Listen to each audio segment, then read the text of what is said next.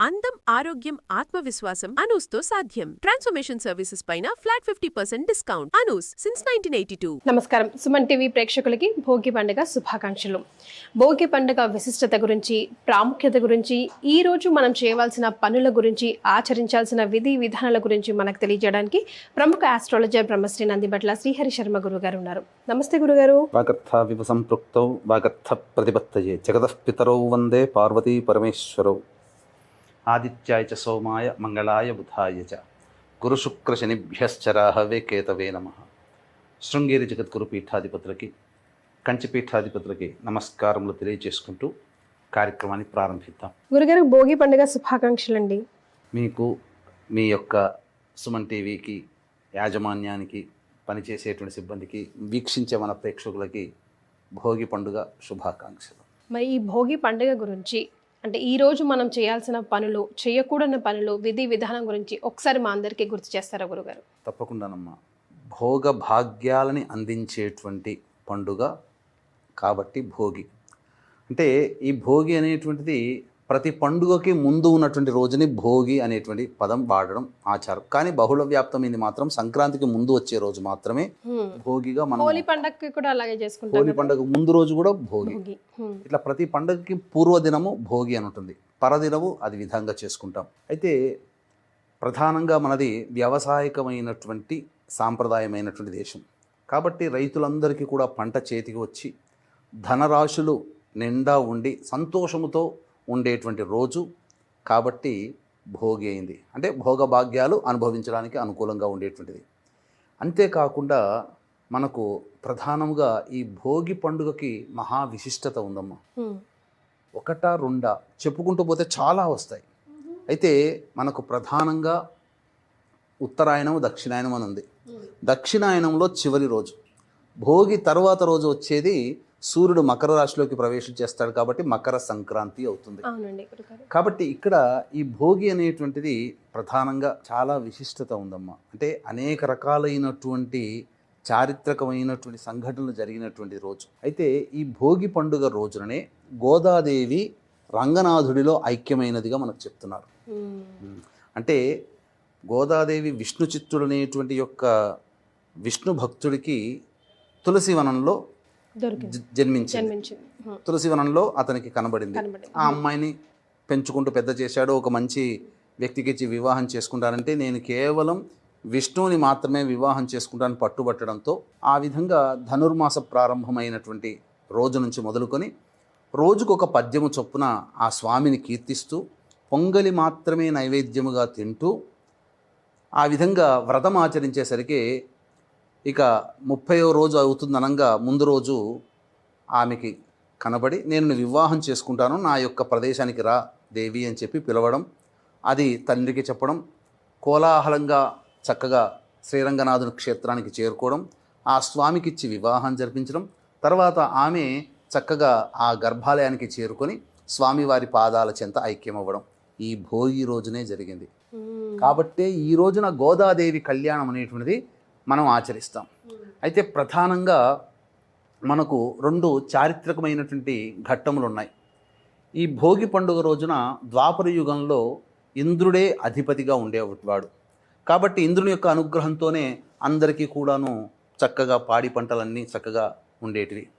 అయితే ఈ యొక్క కృష్ణ భగవానుడికి సంబంధించిన యాదవులందరూ ఉన్నారు కదమ్మా, వాళ్ళందరూ కూడా ఇంద్రుని పూజిద్దామనంటే ఇంద్రుని పూజించేటువంటి అర్హత రైతులకి మాత్రమే. మనము గోవులను కాచుకునేటువంటి గోపాలను కాబట్టి మనం ఈ గోవర్ధనగిరి మనకి ఈ యొక్క గోవులకి కావలసినటువంటి ఆహార సామాగ్రి ఇస్తుంది కాబట్టి ఆ గోవర్ధనగిరిని పూజిద్దాం అనడం, ఇంద్రుడికి కోపం రావడం, అలాగే బాగా అధికమైనటువంటి తన దగ్గర ఉన్నటువంటి శక్తినంతా పెట్టి అధిక వర్షపాతాన్ని కలగజేయడం, కృష్ణ భగవాన్ల వారు చిటికన వేలతో గోవర్ధన పర్వతం ఎత్తడం, తర్వాత తన యొక్క యాదవులందరినీ గోవులందరినీ సంరక్షించడం, ఇంద్రునికి గర్వభంగం అవ్వడం ఈ రోజు జరిగింది.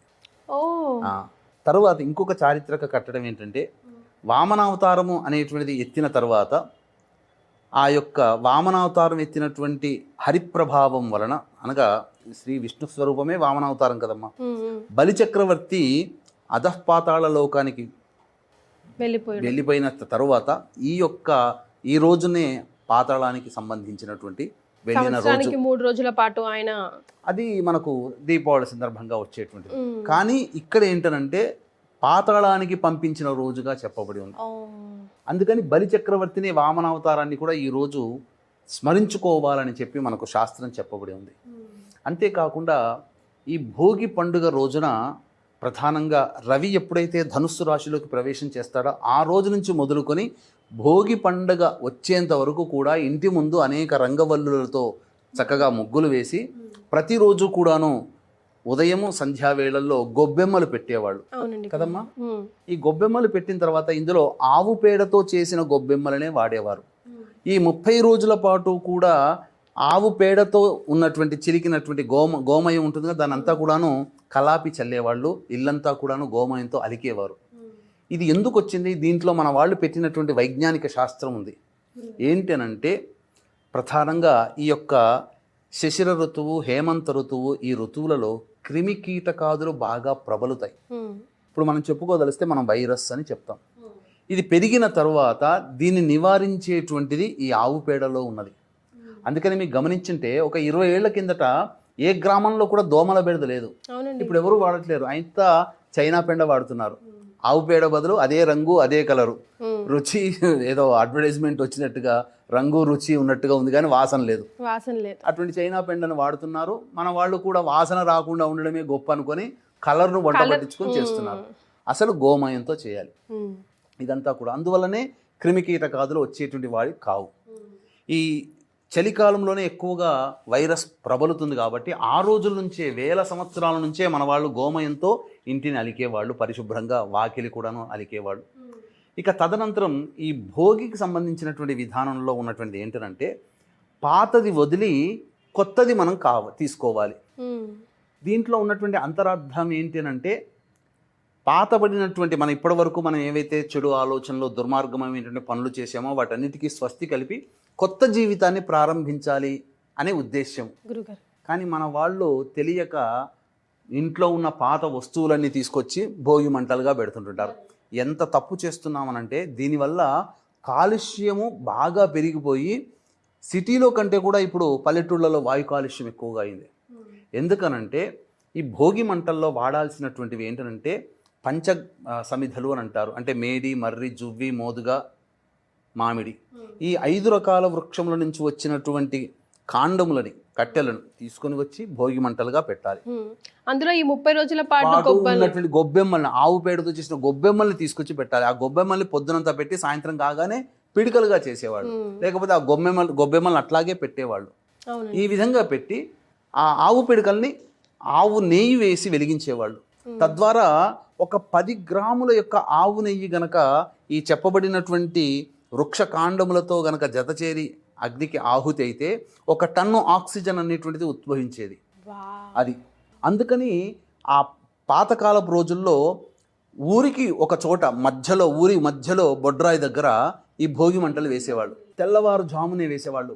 అందరూ మేల్కొనేవాళ్ళు. చక్కగా ఆ భోగి మంటల చుట్టూ పిల్ల పాపలందరూ కూడాను ప్రదక్షిణలు చేసేవాళ్ళు, డప్పులు కొట్టుకుంటూ పాటలు పాడుకుంటూ చేసేవాళ్ళు.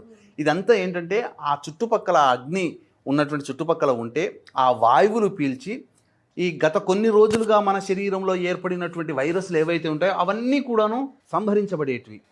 ఇన్హేలర్తో పని లేదమ్మా. ఆ మేడి, మర్రి, జువ్వి, మోదుగా, మామిడి ఈ కట్టెల పక్కన నిల్చొని అగ్నికి ఆహుతేసిన తర్వాత ఆ చుట్టుపక్కల ఉంటే ఇన్హేలర్తో సంబంధం లేదు. అటువంటిది మన వాళ్ళు ఏం చేస్తున్నారంటే పాత టైర్లు, రబ్బరు వస్తువులు, ఇంట్లో చెక్క ముక్కలు ఏది పడితే అది, కూర్చునేవి మంచాలు అవన్నీ తీసుకొచ్చి కట్టేదంతా తీసుకొచ్చి పెట్టేస్తుంటారు.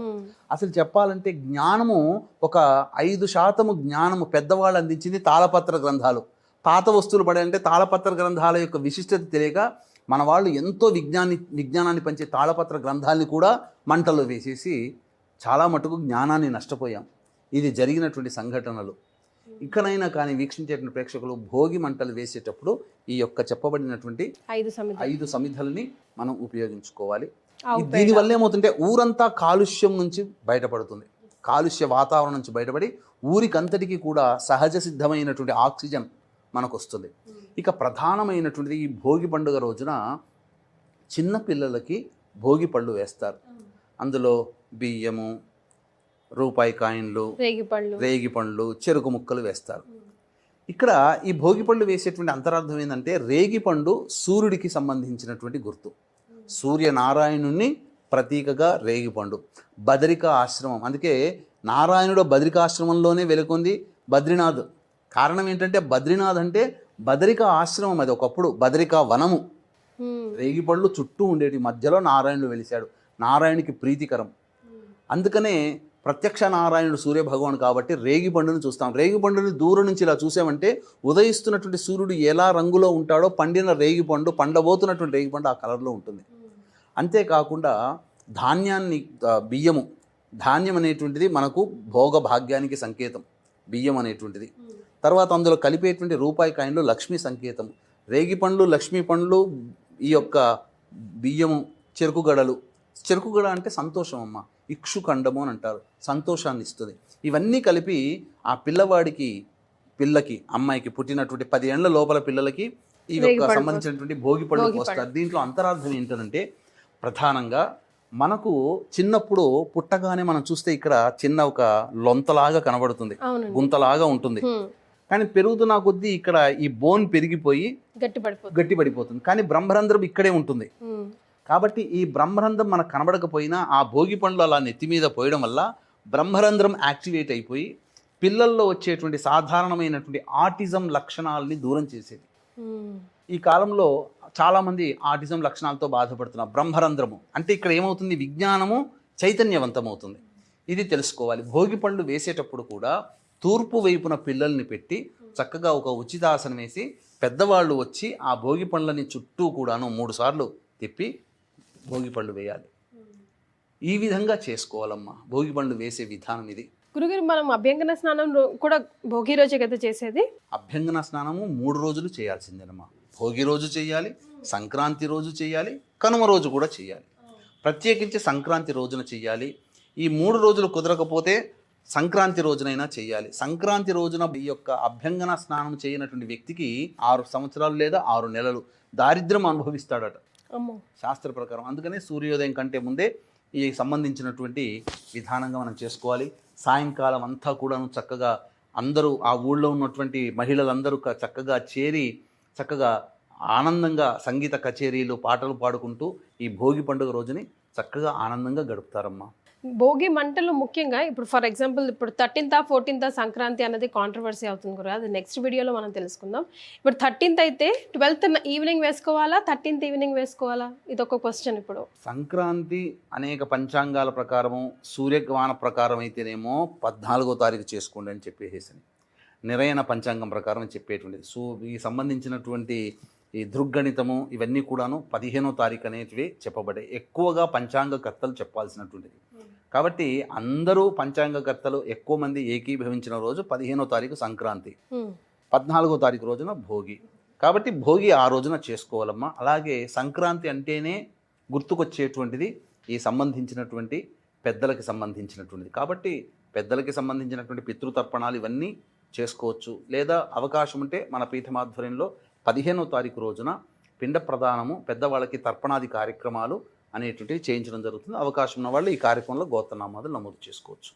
చాలా సంతోషం గురుగారు, ధన్యవాదాలు. సర్వం శ్రీ ఉమామహేశ్వర పరబ్రహ్మార్పణమస్తు.